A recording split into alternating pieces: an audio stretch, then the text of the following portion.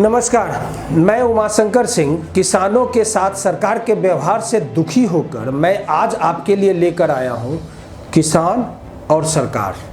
आगे बढ़ूं उससे पहले मुझे मुंशी प्रेमचंद की वो वाणी को याद कर हौसला पाने में सहयोग मिलता है। पहले सुनिए वो शब्द क्या है। क्या बिगाड़ के डर से ईमान की बात नहीं करोगे? मुंशी प्रेमचंद। बिहारी खबर का मानना है कि निकम्मा को निकम्मा कहने से क्या हर्ज है। जो चोरी का दोषी हो उसे चोर कहने में क्या हर्ज है। जिसने सभी प्रकार के व्यवस्था के बावजूद नम्मी के आगे की पढ़ाई नहीं कर सके तो उसे नम्मी फेल कहने में क्या शर्म है। वैसे भी किसी की तारीफ करने के लिए जिगर चाहिए। बुराई तो बिना हुनर के भी किसी की भी की जा सकती है। मुझे याद है यूपीए सरकार के आखिरी के सालों में किसान से जुड़ा एक बहुत बड़ा कानून बना था, लैंड एक्विजिशन एक्ट, यानी किसी भी प्रोजेक्ट के लिए किसानों की ज़मीन लेने के पहले या लेने के बदले मुआवजे का कानून। इस बिल को तैयार करने से पहले व्यापक तौर पर राय मशवरा किए जा रहे थे। मुझे याद है इस समय बिल को तैयार करने के इंचार्ज उस वक्त के ग्रामीण विकास मंत्री जयराम रमेश के दफ्तर में अक्सर देश के तमाम राज्यों के किसान के रिप्रेजेंटेटिव आते थे। हम लोग इसे कवर करते करते पक जाते थे। ऐसे ही कई किसान रिप्रेजेंटेटिव राहुल गांधी से मिलने जाते थे। इस बिल में राहुल का सीधा दखल था। अक्सर सरकारों के बिल कॉरपोरेट के हक में झुके दिखते हैं, लेकिन 2013 में जब यह कानून बनकर तैयार हुआ तो किसानों की बल्ले बल्ले हो गई। ये कानून किसानों के लिए कितना फायदेमंद था इसका पता है इस बात से चलता है कि जब 2014 में मोदी जी ने सरकार बनाते ही इस कानून को कमज़ोर करने का माहौल बनाना शुरू कर दिया तो उनकी भारी पॉपुलैरिटी के बावजूद भी किसानों में आक्रोश फैल गया। उस समय जेटली जी ने घुमा के कान पकड़ने की कोशिश की, लेकिन किसान टस से मस नहीं हुए थे। मोदी जी को अपना इरादा बदलना पड़ा। पिछले 6.5 सालों में मोदी सरकार ने शायद ये इकलौता बड़ा मामला होगा जिसमें कि वो यू टर्न लिए थे। अब आते हैं मोदी सरकार के मौजूदा 3 बिलों पर। सरकार कह रही है कि ये बिल किसानों के हित में है, विरोधी दल इसके खिलाफ है और किसान डरे हुए हैं। इस देश में 60 से 70 करोड़ लोग सीधे या कहिए डायरेक्टली किसानी से जुड़े हुए हैं। मोदी सरकार के ये 3 बिल कानून बनने के बाद इन करोड़ों लोगों के सिस्टम में आमूलचूल बदलाव कर देंगे, इसमें कोई दो मत नहीं।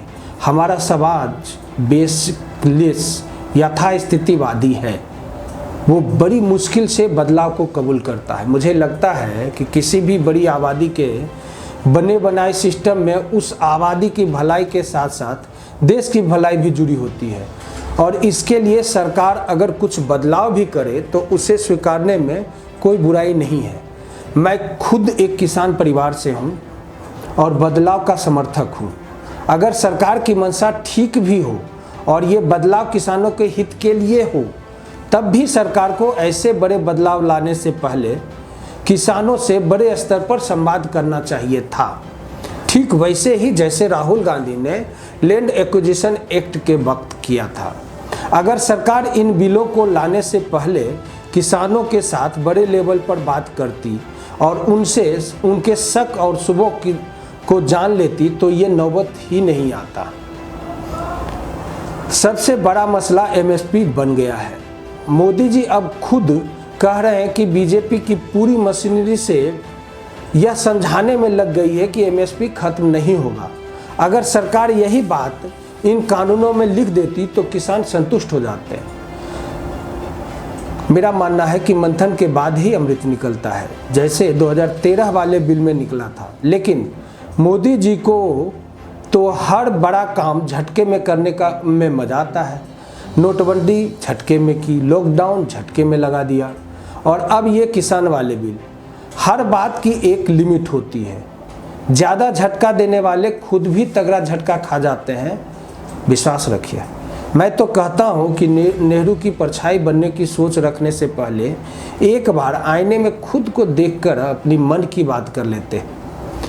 अगर किसानों से मन की बात कर लेते तब मंडी दलालों के हवाले करना उपलब्धि का झुंझुना अपने पिछलग्गे यानी खबरिया चैनलों के बजाय खुद किसानों को दे देते।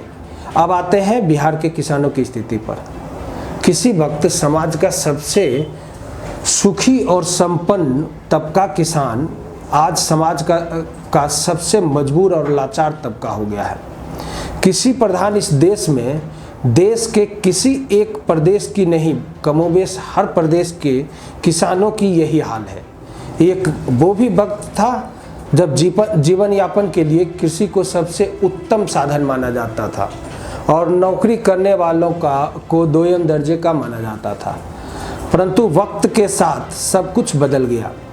ये कहना गलत ना होगा कि बिहार जैसे प्रदेश में जहां किसान काफ़ी खुशहाल थे, आज किसान राजनीति के भेंट चढ़ गए हैं।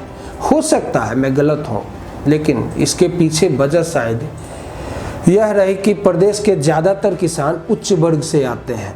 भूरा बाल साफ करो और अब की सावन भादों में गोरी कलाई कादों में जैसी नारों देने वाले प्रदेश के निम्न विचार वाले राजनेताओं ने किसान की उपेक्षा शुरू की और उसके बाद की सरकारों ने बोला तो कुछ भी नहीं, परंतु किसानों की स्थिति सुधारने के लिए कभी कोई सार्थक प्रयास नहीं किया। आज प्रदेश के किसान बुआई से लेकर फसल की बिक्री तक विभिन्न स्तर पर परेशानियों से जूझ रहे हैं। राजनेताओं की गंदी मानसिकता की वजह से आज तक ना तो वो अपने बच्चों को अच्छी शिक्षा दे पाने में समर्थ हैं, ना अपने स्वास्थ्य का ख्याल रख पा रहे हैं, ना बेटियों की शादी अच्छे घरों में कर पा रहे हैं। कोई गंभीर बीमारी होने पर भगवान का नाम लेकर किसी उम्मीद के आस में बैठे हैं। कभी मौसम की मार, कभी सुखाड़, कभी बाढ़ तो कभी बेमौसम बरसात। पटवन के लिए पर्याप्त बिजली की कमी, आधुनिक और वैज्ञानिक तरीकों से खेती की जानकारी का अभाव, आधुनिक यंत्रों का अभाव, मजदूरों की कमी या महंगी होती मजदूरी, फसल कट गई तो उसके भंडारण के लिए जगह की कमी और फिर इन सब के बाद फसल की बिक्री, उसकी सही कीमत और समय पर कीमत का भुगतान। एक किसान हर स्तर पर पिसता भी है, जिसे देखने वाला कोई नहीं है। हालांकि कागजों पर सरकार ने व्यवस्था कर रखी है, परंतु वो सिर्फ खाना पूर्ति भर है। कृषि वैज्ञानिक प्रखंड मुख्यालयों में किसानों की सभा पर अपनी ड्यूटी पर पूरी कर ली जाती है। वो खेतों में जाते ही नहीं, अनाज की खरीद के लिए बनी संस्था समय पर किसानों का भुगतान तक भी नहीं करती, जबकि प्रदेश के दलहन उत्पादन संबंधित टाल की हालत सरकारी उपेक्षा के वजह से तो बर्बाद हो चुका है। यह क्षेत्र प्रदेश के 6 जिले पटना, शेखपुरा, नालंदा, लखीसराय, मुंगेर, भागलपुर तक फैला हुआ है। करीब 1,06,000 हेक्टेयर में फैले इस दलहन उत्पादन क्षेत्र में कृषि व कृषि से जुड़े व्यवसाय पर करीब 1 करोड़ लोग निर्भर हैं। यह क्षेत्र अकेले ही पूरे देश को पर्याप्त मात्रा में दाल खिलाने में सक्षम है, परंतु अफसोस सरकार के उपेक्षा के शिकार क्षेत्र के किसान आज बदहाली की जिंदगी जीने में मजबूर है। प्रदेश के वर्तमान मुख्यमंत्री नीतीश कुमार को राजनीतिक पहचान देने वाले इन क्षेत्र को उनसे काफ़ी उम्मीदें रही है। कभी कृषि मंत्री रहे नीतीश कुमार ने टाल क्षेत्र के विकास के लिए कभी कोई सार्थक प्रयास नहीं किया। अब जबकि पिछले करीब 15 वर्षों से वह प्रदेश के मुख्यमंत्री हैं, क्षेत्र के किसानों की समस्या से अवगत हैं, वो यहाँ के किसानों की समस्या का समाधान करने में भी समर्थ हैं। केंद्र में भी उनका सहयोगी सरकार है, परंतु ये बेहद अफसोस की बात है कि यहाँ के किसानों के दिन नहीं सुधरे। जो समस्या बरसों पहले थी वही आज भी है। खेती के लिए वैज्ञानिक और आधुनिक तरीकों का अभाव, वैज्ञानिक किसानों तक पहुँच ही नहीं पाते हैं। मोकामा स्थित प्रदेश के एकमात्र दलहन अनुसंधान के केंद्र में मूलभूत सुविधाओं का भी अभाव है, जो मात्र हाथी का दांत बनकर रह गया है, जिससे क्षेत्र के किसानों को आज तक किसी प्रकार का कोई लाभ नहीं मिल पाया है।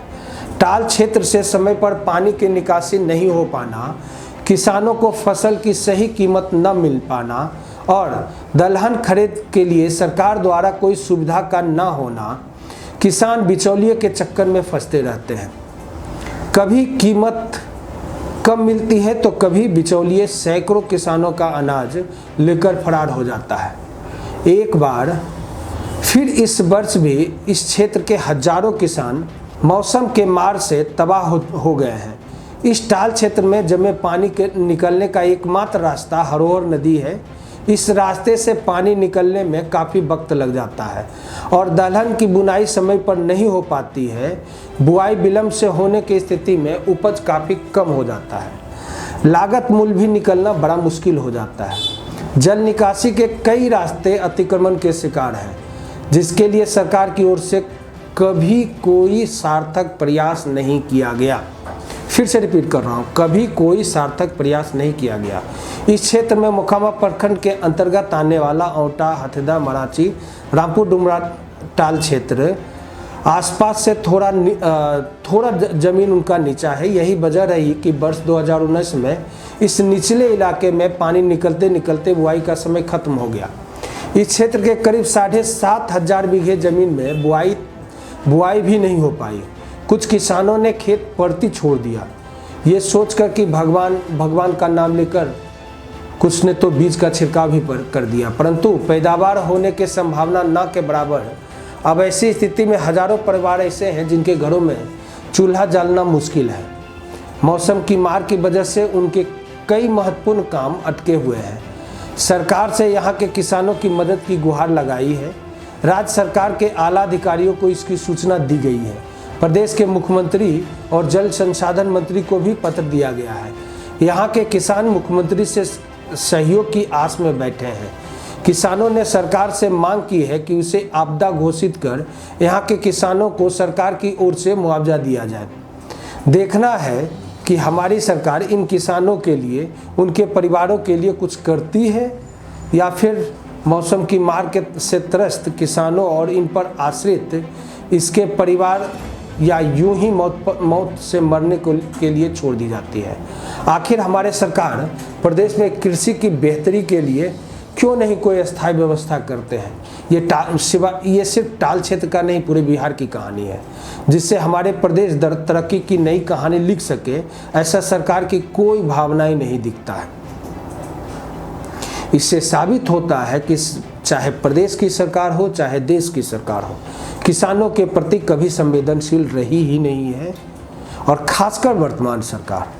तो मैं सरकार को बिहारी खबर के इस मंच से निवेदन करता हूं कि आप किसानों की स्थिति पर गौर करें, उनके वेलफेयर में कुछ काम करें। ऊपर वाला देख रहा है, शायद आपको मजबूती देगा। नमस्कार।